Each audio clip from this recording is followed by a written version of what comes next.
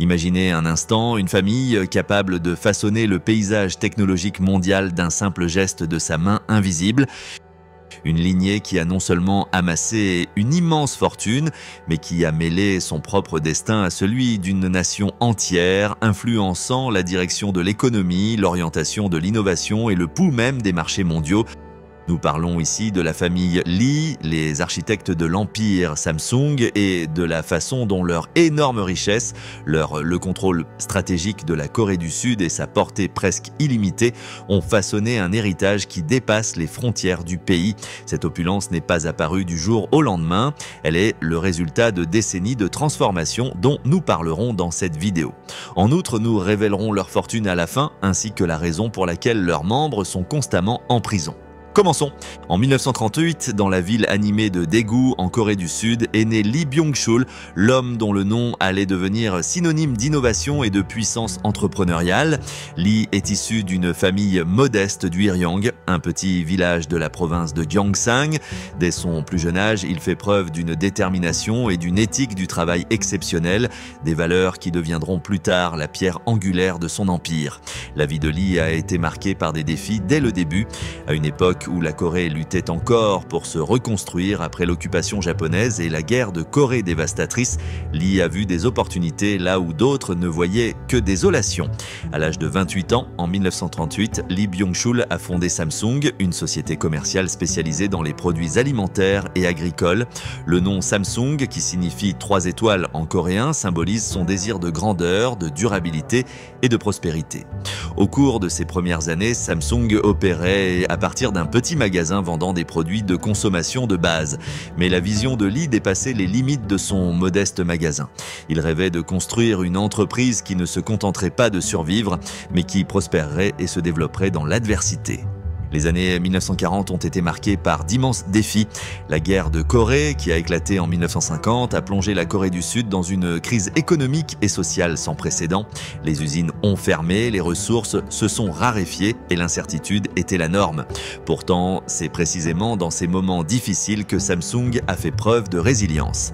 Alors que de nombreuses entreprises luttaient pour rester à flot, Lee Byung-chul a pris des décisions audacieuses qui allaient jeter les bases de la croissance future de Samsung. Dans les années 1950, Samsung a diversifié ses activités en entrant dans l'industrie textile avec la création de Samsung Textiles en 1964. Cette décision stratégique a non seulement permis à l'entreprise de s'implanter sur de nouveaux marchés, mais elle a également créé des emplois pour des milliers de Coréens, contribuant ainsi au développement économique du pays. L'expansion ne s'est pas arrêtée là. En 1942, Samsung a fondé Samsung C&T Corporation, une société de services financiers. Filiale dédiée à la construction et aux projets d'infrastructure AI, cette diversification a été la première étape vers la création d'un conglomérat à multiples facettes couvrant de nombreuses industries.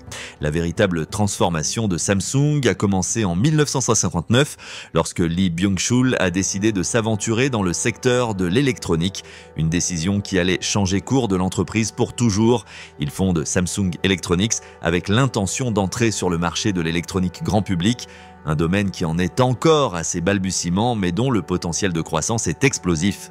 À ses débuts, Samsung Electronics se concentrait sur la production de téléviseurs noirs et blancs et d'appareils électroménagers de base. Bien que l'entreprise ne soit pas la plus innovante du monde à l'époque, l'obsession de Lee pour la qualité et l'amélioration continue a permis à Samsung de se démarquer de ses concurrents. Dans les années 1970 et 1980, Samsung a investi massivement dans la recherche et le développement. Lee Kun-hee, fils de Lee Byung-chul, a joué un rôle de plus en plus central dans la gestion de l'entreprise en favorisant une culture d'entreprise axée sur l'excellence et l'innovation. Sous sa direction, Samsung Electronics a commencé à exceller dans la production de semi-conducteurs, de téléviseurs couleurs et de fours à micro-ondes, se positionnant comme un concurrent sérieux dans l'industrie électronique mondiale.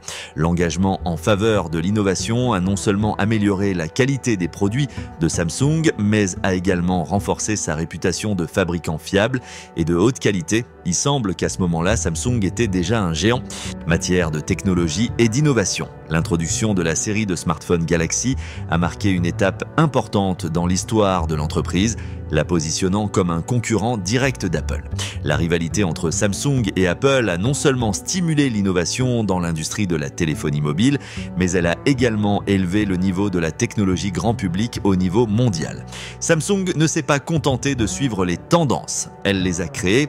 L'introduction d'écrans pliables tels que Galaxy Fold et le Galaxy Flip a révolutionné la conception des appareils mobiles, ouvrant de nouvelles possibilités et redéfinissant ce que les consommateurs attendaient de leur smartphone. La concurrence féroce avec d'autres géants de la technologie tels que Huawei et Xiaomi a également contraint Samsung à maintenir un rythme d'innovation constant. Chaque lancement de nouveaux produits était une bataille, chaque avancée technologique une course contre la montre et la concurrence. Cette rivalité a non seulement poussé Samsung à repousser ses propres limites, mais elle a également favorisé des avancées significatives dans la technologie mondiale au bénéfice des consommateurs du monde entier. Alors que Samsung consolidait sa position sur le marché mondial, la famille Lee a continué à étendre la portée de l'empire. Lee Jae-yong, l'actuel dirigeant du groupe Samsung et héritier de fortune familiale, a joué un rôle crucial dans cette expansion internationale. Vous voulez savoir pourquoi le fils du magnat a passé des années en prison? Corruption, exploitation et pollution ne sont que quelques exemples, mais nous les dévoilerons plus tard. Rendons-nous sur le site. La ténacité de la famille Lee et sa capacité à recruter les meilleurs ingénieurs et concepteurs du monde, associés à une structure d'entreprise souple et à la présence mondiale de Samsung, ont permis à l'entreprise non seulement d'égaler ses rivaux, mais aussi de rester en tête de la course. Des technologies propriétaires ont vu le jour, des innovations dans les écrans AMOLED, des processeurs à haut rendement, des systèmes de stockage toujours plus rapides. Sous les yeux de l'industrie, Samsung est devenu une source inépuisable d'innovation, un acteur clé dans la conversation sur l'avenir de la technologie mobile. Cette ascension mondiale ne s'est pas limitée aux smartphones. Samsung a capitalisé sur son expertise en matière d'électronique pour devenir un acteur dominant dans de nombreux domaines. Les téléviseurs haute définition, les appareils ménagers intelligents, les tablettes, les ordinateurs portables, les appareils photo et les appareils audio ont tous été perfectionnés avec la même obsession de l'amélioration continue. L'entreprise a cultivé des alliances stratégiques et renforcé sa présence sur les marchés émergents, offrant des produits adaptés aux besoins locaux, comprenant que la technologie doit parler le langage de ceux qui l'utilisent. L'expansion de Samsung n'a pas été un processus linéaire ni sans échec. Tout au long de son histoire, l'entreprise a été confrontée à des moments critiques. Le marché mondial a évolué rapidement, les crises économiques ont mis à l'épreuve sa résilience, les nouvelles tendances technologiques ont exigé une réinvention constante. Pourtant, chaque revers nous a rappelé que la grandeur ne s'acquiert ni ne se maintient sans effort. Contrairement aux entreprises qui s'effondrent à la première difficulté, Samsung a fait preuve d'une étonnante capacité d'adaptation, une résilience héritée de son fondateur et transmise à chaque maillon de la chaîne de l'entreprise. L'objectif n'était pas seulement de vendre plus, mais aussi d'anticiper ce que les gens voudraient dans les 5 à 10 prochaines années. Par ailleurs, quelle est l'influence de cette famille en Corée du Sud? La réponse est qu'il ne faut pas la sous-estimer. Les entreprises représentent une part importante du PIB du pays et constituent un moteur essentiel de la croissance économique et de l'innovation. La famille Lee ainsi que d'autres chaebols ont façonné la structure économique de la Corée du Sud, permettant un développement rapide qui a catapulté le pays à la pointe de la technologie mondiale. Les investissements de Samsung dans la recherche et le développement ont permis des avancées dans des domaines tels que l'intelligence artificielle, les 5G et l'Internet des objets, renforçant ainsi la position de la Corée du Sud comme l'une des nations les plus avancées sur le plan technologique. Il ne s'agit plus d'une entreprise qui cherche à se faire une, mais d'un titan qui a réussi à imposer son rythme sur le marché en définissant des tendances et des définitions. Cependant, l'histoire de Samsung ne s'arrête pas là. Il ne s'agit que d'un nouveau chapitre d'une saga beaucoup plus longue et complexe dans laquelle la famille Lee a non seulement bâti un empire commercial, mais aussi transformé la façon dont le monde entier perçoit la technologie. La succession de Lee Kun-hee à Lee Jae-yong a marqué un tournant crucial. Oui, c'est l'homme qui est passé par la case prison. Si la génération précédente avait élevé Samsung à un rang de leader, la nouvelle devait prouver qu'elle pouvait maintenir cette position dans un environnement encore plus compétitif et rapide. Lee Jae-yong s'est vu confier les rênes avec la ferme détermination non seulement d'entretenir l'héritage, mais aussi de l'étendre à des horizons que les fondateurs n'auraient jamais pu imaginer. Bien qu'assombri par des tensions et des problèmes juridiques, sa direction a fait preuve d'une perspicacité particulière dans l'identification d'opportunités au-delà des frontières de l'Asie. La présence de Samsung sur les marchés internationaux ne se limite pas à une simple exportation de produits, c'est un débarquement stratégique qui conquiert des territoires avec une précision quasi chirurgicale. En Asie, le conglomérat comprend les subtilités culturelles, le rythme d'adoption des technologies et les exigences particulières de sociétés où l'innovation est dans toutes les rues. Dans cette région, les gammes de produits s'adaptent au style de vie des consommateurs qui veulent être à la pointe de la technologie, qu'il s'agisse de téléphones au design sophistiqué ou de téléviseurs qui transforment l'expérience du divertissement à domicile. L'identité asiatique de Samsung sert de tremplin à une expérimentation constante et à la consolidation d'une réputation qui répond aux exigences des utilisateurs les plus avancés. Mais l'ADN de la marque ne s'arrête pas à ses racines continentales. L'Europe, avec son histoire industrielle, son goût pour une esthétique raffinée et son équilibre entre tradition et modernité, s'est révélé être un marché que Samsung a abordé avec sensibilité. Il ne suffit pas de proposer des téléphones puissants ou des appareils électroménagers haut de gamme, il faut comprendre le contexte européen, ses normes, ses processus de certification et sa prédilection pour le design durable. Samsung a appris à parler le langage de l'élégance et de la fiabilité en associant la technologie et le style de vie dans une proposition qui a fait ses preuves, a convaincu les consommateurs qui accordent autant d'importance à l'innovation qu'à la responsabilité sociale et à la qualité du service après-vente. La marque s'est ainsi infiltrée dans les foyers, les bureaux et les espaces publics, passant du statut de simple fabricant à celui de référence avec laquelle peu de gens voulaient rivaliser de front.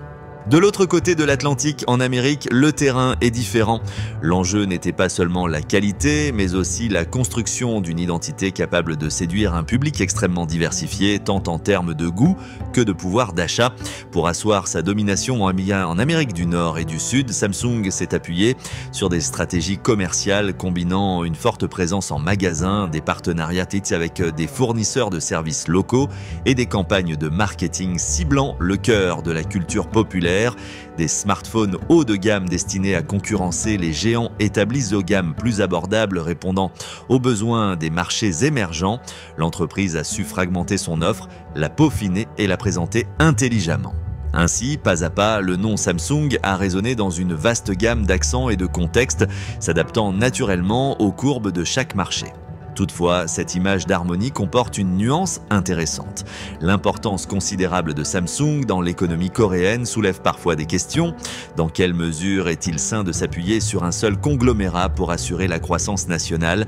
Quel pouvoir est excessif lorsqu'une famille peut affecter le présent et l'avenir de millions de personnes par ses décisions?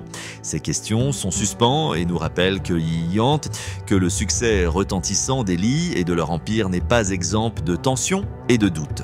Cependant, même les tours les plus solides ont des fissures.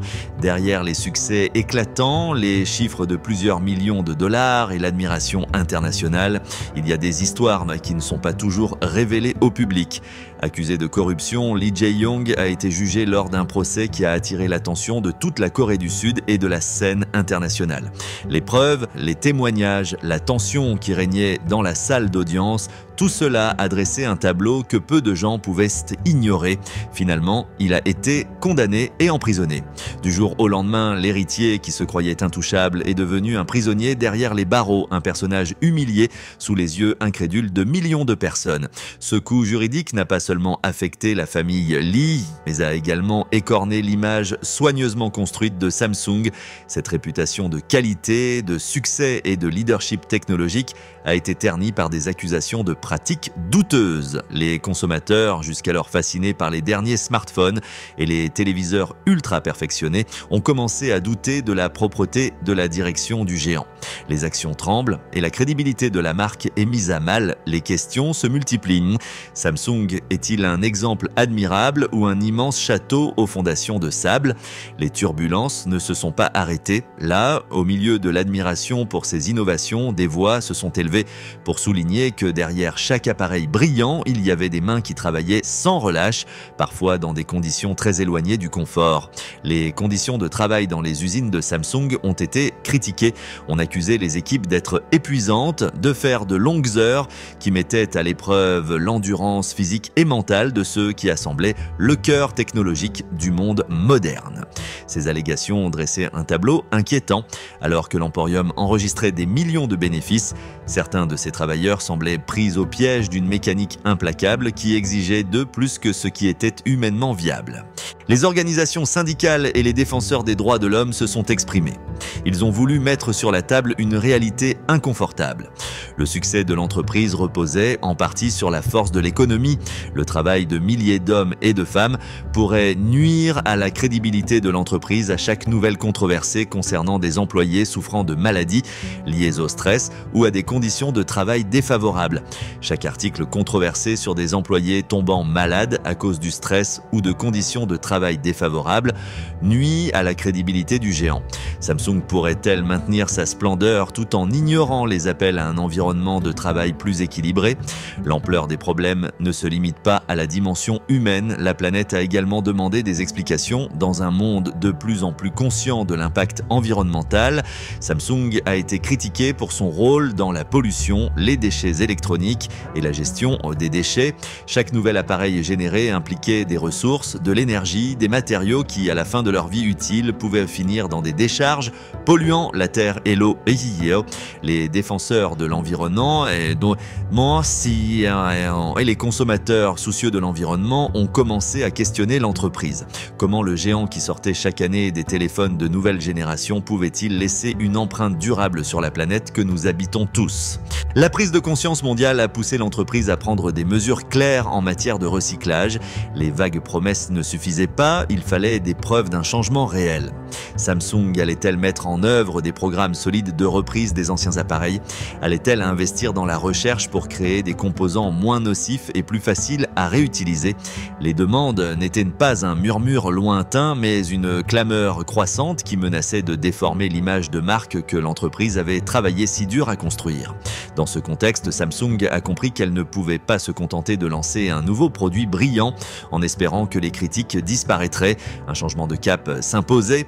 L'entreprise a annoncé avec insistance ses initiatives en matière de responsabilité sociale, ses programmes d'amélioration interne, ses efforts pour écouter et répondre aux demandes de ceux qui exigeaient plus qu'une simple technologie de pointe. Des politiques plus strictes en matière de conditions de travail ont commencé à voir le jour, promettant de réduire la pression excessive exercée sur les travailleurs.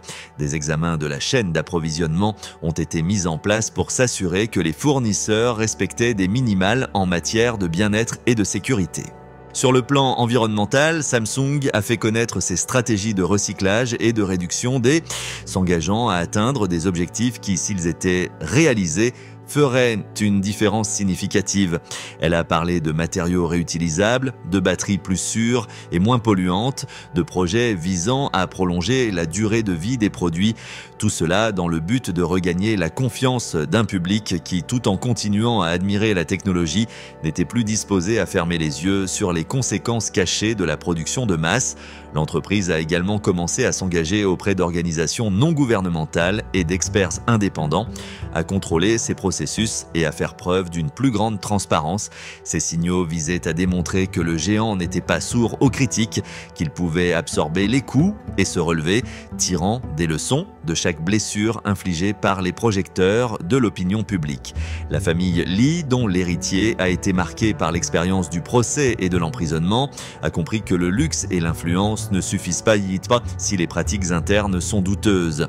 Le défi était de trouver un équilibre, maintenir un avantage concurrentiel sans oublier les obligations éthiques envers les employés, les communautés et l'environnement. Ces transformations ne se sont pas produites du jour au lendemain. Il s'agissait d'un processus continu dans lequel la pression externe et les convictions internes s'entremêlaient. Chaque pas vers la responsabilité sociale, chaque amélioration des conditions de travail, chaque effort de recyclage ou de réduction de l'empreinte carbone visait à rétablir la confiance perdue.